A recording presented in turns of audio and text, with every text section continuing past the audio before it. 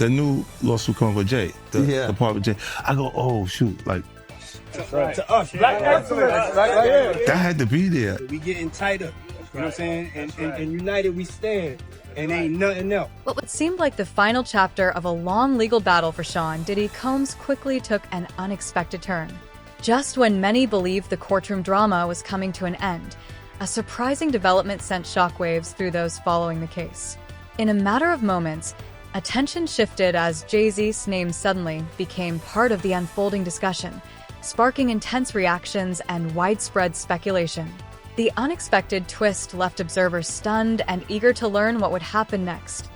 Now, I bet you want to know why Jay-Z and Beyonce's name keep popping up around the whole Diddy thing. Well, that's why I'm here. Now, first thing you gotta know is when somebody like Diddy gets taken down, things always start out as a rumor. Diddy has had rumors floating around for like decades. Well, Jay-Z had a problem. He's right there in the corner, by the way. Jay-Z has had a few rumors himself, but more like speculation. People see Jay-Z in a picture of R. Kelly, they're like, I guess they both make music. Then Jay-Z with Harvey Weinstein. People are like, I guess they both do business. Then, of course, Jay-Z with Diddy. Now, hold on. Here's the thing. Jay-Z and Diddy go way back. Like back to the days when they were both coming up. So you could say they might just have a lot of respect for each other. But on the other hand, people are like, well, if you've known each other that long, Jay-Z, you must have known what Diddy was on. But Jay-Z has always had a history of keeping quiet, which brings us to Aaliyah. Now, I'm sure y'all remember R. Kelly dated Aaliyah when she literally needed her parents' permission slip to get married. Now, if I remember correctly, her parents got the permission slip and said, marry who?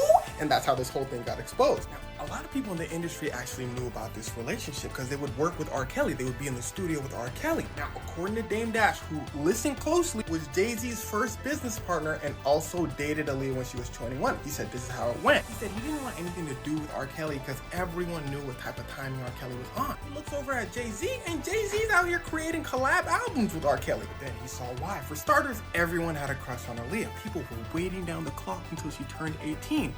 But Jay-Z decided to get a head start. Now, there's absolutely no proof that Jay-Z went after Aaliyah, but people were like, let me see another picture. But apparently Jay-Z wasn't successful and Dame Dash started dating her when she was 21. Now, what does this all have to do with Diddy? It's the secrets. It's the, like what happened to Diddy, making people wonder. Nas came out, well, he technically didn't come out and say this, but while he was having his legendary beef with Jay-Z, he's doing a radio interview and he's saying, it's weird that Jay-Z be working with people that need a permission slip to marry somebody, R. Kelly. But again, rumors, kind of like what was happening to Diddy. But then this lawyer comes out and says, boy, do I got some news for y'all. And here's where it starts to get wicked. Now, he's going after Diddy. Specifically, listen closely, anyone that Diddy might have done something to, or anyone who's watched Diddy do some of these things and stayed silent about it. Now, first of all, the lawyer's taking calls from anyone. So theoretically, anyone could just call trying to get some money saying Diddy did this to me, Diddy should pay me. But in the lawyer's defense, I'm sure he's looking for people with proof. Honestly, I don't know. He could be trash. Anyway, what he said next is what got people interested. He said, and I got some names. He said some wild names. Some names that will blow your mind. He's selling this. He said, yo, y'all finna wild out when you hear these names. I'm not gonna say it now. But y'all finna wild out. But people are like, Now, in Beyonce's case, it's just because she's married to Jay-Z and she's been in the industry for like 20 years. People are like, you must have known something. But that's all people have. Now, in Jay-Z's defense, he's famously all about the money. As far as we've seen, he's always been around Diddy for like a public event or when money's involved. Diddy had just been declared not guilty in his federal RICO case. Months of stress, speculation, and nonstop media coverage had finally ended. The courtroom was tense. His legal team exhaled. Diddy closed his eyes for a second, seemingly relieved. It was over, or so we thought, because just as the verdict was read and reporters raced to file breaking news, a clerk handed a sealed envelope to the judge. The judge opened it, scanned the contents, and his expression immediately changed. What followed sent shockwaves through the courtroom: a new subpoena, a new name, Jay-Z. In an absolutely jaw-dropping turn, the judge announced that new evidence submitted during the trial had triggered a separate inquiry involving Sean Carter. The courtroom froze. Diddy, who seconds ago was basking in legal victimation. Of course, regardless of whether information qualifies as exculpatory or impeachment, it must be disclosed in time for its effective use at trial.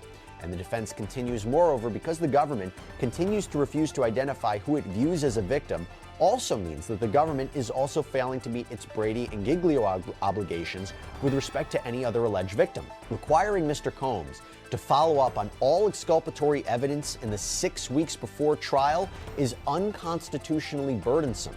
3,500 materials should also not be produced with an attorney eyes only designation, particularly if the court adopts the government's proposal to delay disclosure of such material until March 21st, 2025. Defense counsel will need Mr. Combs' assistance to properly review the material and effectively prepare for trial.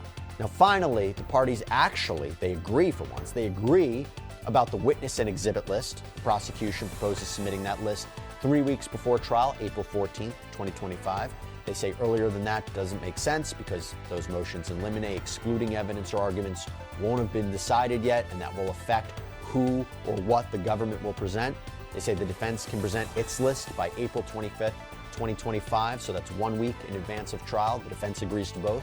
And then both the prosecution and the defense agree to April 11th as the deadline for the jury questionnaire forms. So those are sent out to prospective jurors across the jurisdiction, starts the whole jury selection process on who will be called into court for further questioning and examination. And also both sides agree to April 25th as the deadline for requests to charge or voir dire. That's the more specific process for selecting the jury, and also proposed verdict forms to be submitted. So in the end, what do you see here? You see a little gamesmanship, you see a little strategy, a little practical difficulties all at play here. Remember, it is the prosecution's burden. The defense arguably wants to trip them up, right? They don't want them to be as prepared as possible, trying to take any advantage they can. So this unidentified Jane Doe has sued both Jay-Z, Sean Carter, and Sean Diddy Combs. This is out in New York. This is out in New York federal court, to be more specific. And she is claiming that when she was just 13 years old, she was raped by both of these musicians at a Video Music Awards after party back in 2000. And now Jay-Z, who is adamantly denying the allegations, is not only trying to get the whole case dismissed and thrown out, but he is also asking the court to impose sanctions upon Jane Doe's Texas attorney, Tony Busby. Now, this may sound very familiar, by the way, because this has been an ongoing legal war between Busby and Jay-Z and his legal team. Accusations that Busby engaged in extortion, that his firm pressured a client to lie, that Jay-Z's camp has been engaging in intimidation and harassment.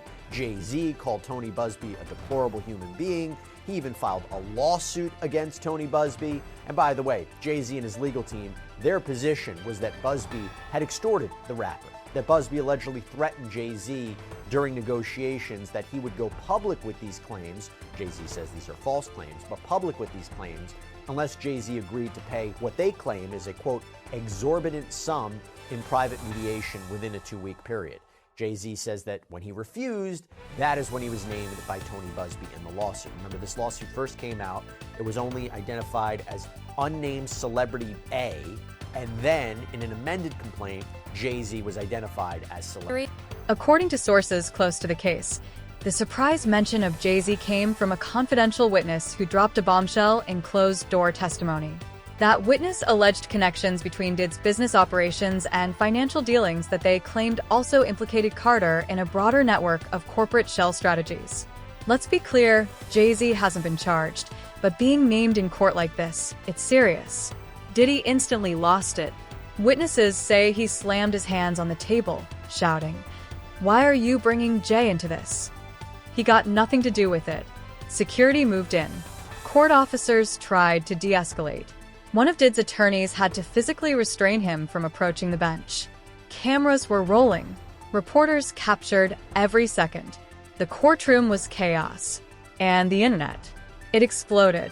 Before the news had even finished leaving the judge's lips, number Jay-Z subpoenaed was already trending.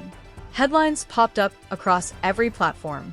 Jay-Z dragged into Diddy RICO fallout. Hub's name dropped in final minutes of trial. New York power duo under fire. Social media lost its collective mind. Memes, wild theories, to engage in sex work for him during his white parties from 2004 to 2009 at defendant Combs' homes in Miami, Florida, and Hampton, New York. Again, we do not know for sure if she is now a part of this criminal case, but that's where my mind went, okay? I thought about the time frame, I thought about her civil lawsuit. It's not outside the realm of possibility. So again, we don't know for sure if she's an alleged victim or a key witness in this case, the same way we don't know for sure if Cassandra Ventura is either. But, we're looking between the lines. Oh, and by the way, let me just add this. Generally speaking, several lawsuits have alleged illegal conduct committed by Combs between 2004 and 2008.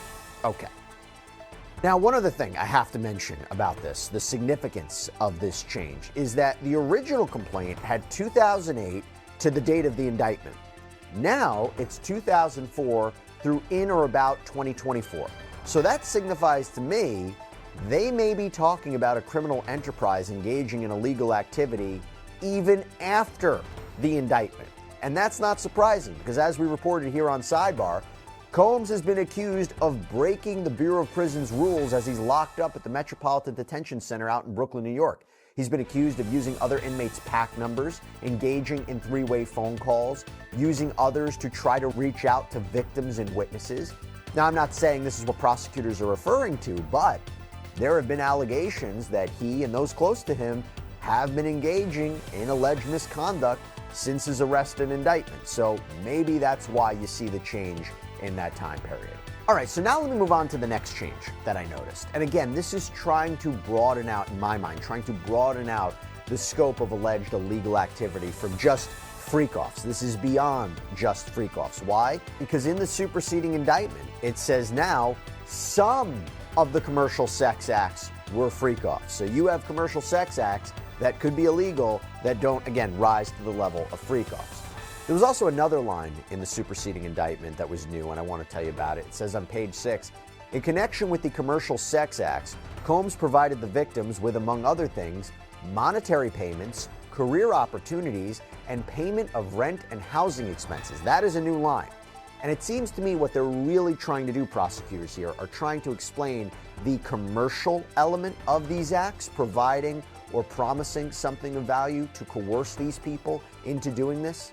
Now, by the way, the defense will say, look, Sean Combs, if these were his girlfriends or these were his romantic partners, don't boyfriends pay for gifts? Don't they give them money if they need it? Don't they help them out? This is not sex trafficking. This is a relationship. That is what I anticipate we will hear from the defense.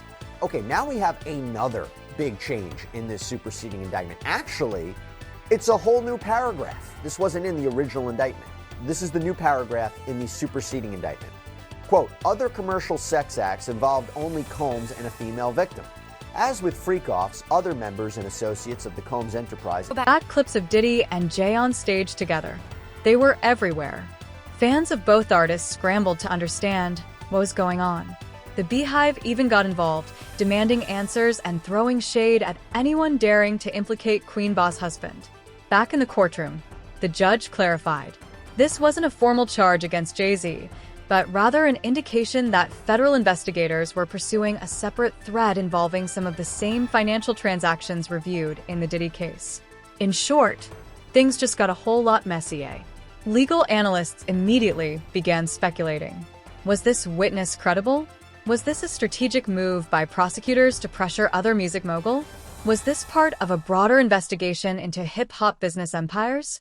One former federal attorney told CNN, anytime a name like Sean Carter is mentioned in open court under sealed testimony, it's not just smoke.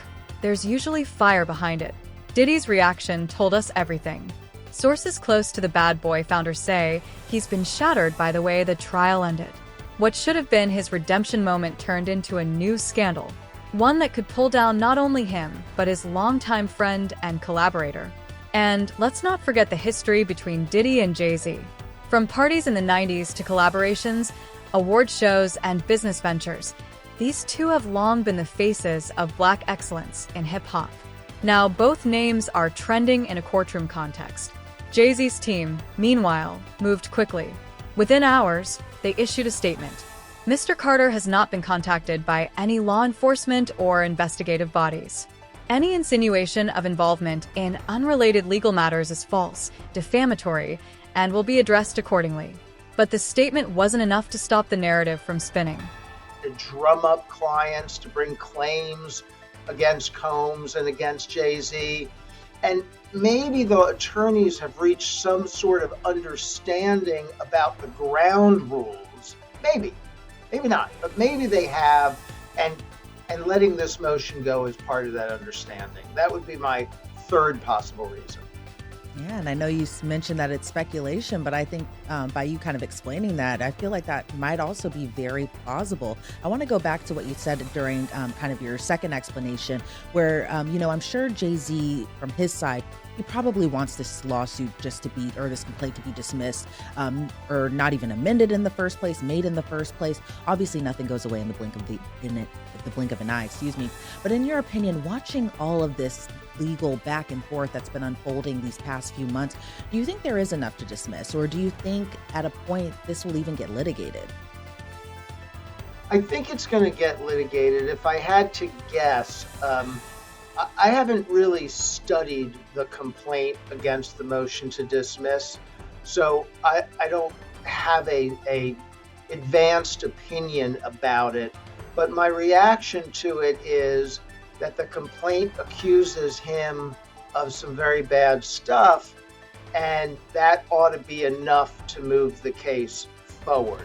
That's my guess. Now, remember, at the outset of these litigations, we go through kind of a honing phase where the dispute is sort of narrowed down to certain parties and certain claims. And sometimes a motion to dismiss doesn't get rid of the case entirely, but it gets rid of some of the claims, or it gets rid of some of the parties. I see today, by way of example, there's a brand new filing dismissing defendant Bad Boy Records LLC. There were separate claims against that company, and I don't know where all these companies fit in the pantheon of Bad Boy Records, but that companies fit in the pantheon of Bad Boy Records. But that company, 50 Cent, never one to miss a moment, jumped in. He posted a split image on Instagram, one of Diddy yelling in court, and one of Jay-Z looking confused. The caption, "You know it's bad when Hob get a shout out from the bench." This movie keeps writing itself. And once again, 50 had the internet howling. Meanwhile, insiders say Jay-Z was blindsided. According to several entertainment journalists, Jay was in meetings for an upcoming project when the news broke. His phone reportedly lit up nonstop with texts, missed calls, and panicked messages from business partners. He can let his appearance at a Rock Nation brunch that evening. Beyoncé, who was reportedly furious, posted an Instagram story with no caption, just a photo of the scales of justice. Fans interpreted it as support, but also as a warning. Now, here's where things get even more tangled. That sealed testimony, according to unverified leaks, it mentioned a series of offshore accounts, business partnerships, and shell companies tied to music royalties and artist payouts. Some of those entities allegedly connect back to both Combs Enterprises and Rock Nation. Let's be clear again. Obedient and compliant. So that is very, very similar to the description of the freak-offs. I guess what's happening here, prosecutors might be looking at their case and saying, we're going to describe these alleged illegal sexual episodes, these instances of sex trafficking, and if the term freak-off wasn't used, or it's not characteristic of a freak-off, then a jury could look at this and say, prosecutors, I don't think this is a freak-off as you described. But now broadening it to say, we're talking about generally illegal commercial sex acts that may or may not be freak-offs, that is how they're trying to win this case. That's my take, at least. And I think this is really to solidify and crystallize that sex trafficking charge. And you see the addition of commercial sex acts with the freak-offs. For instance, we see lines like this one in the superseding indictment that creates that separation.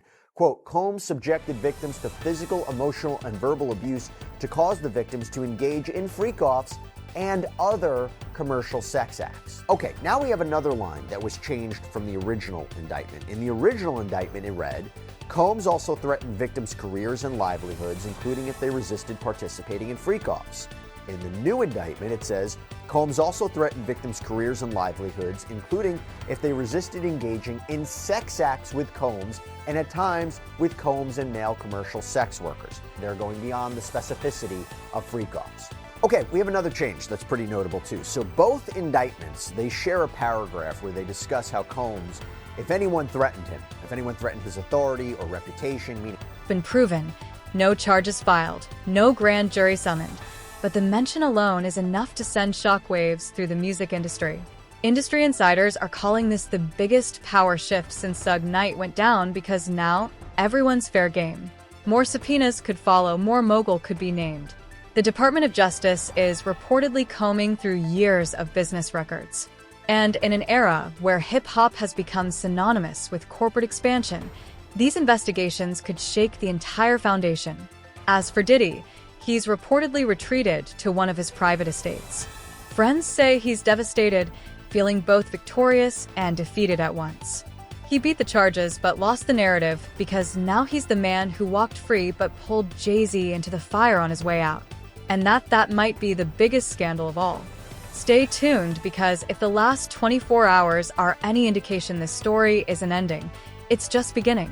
And hip-hop's most untouchable names, they're no longer untouchable. More updates to follow.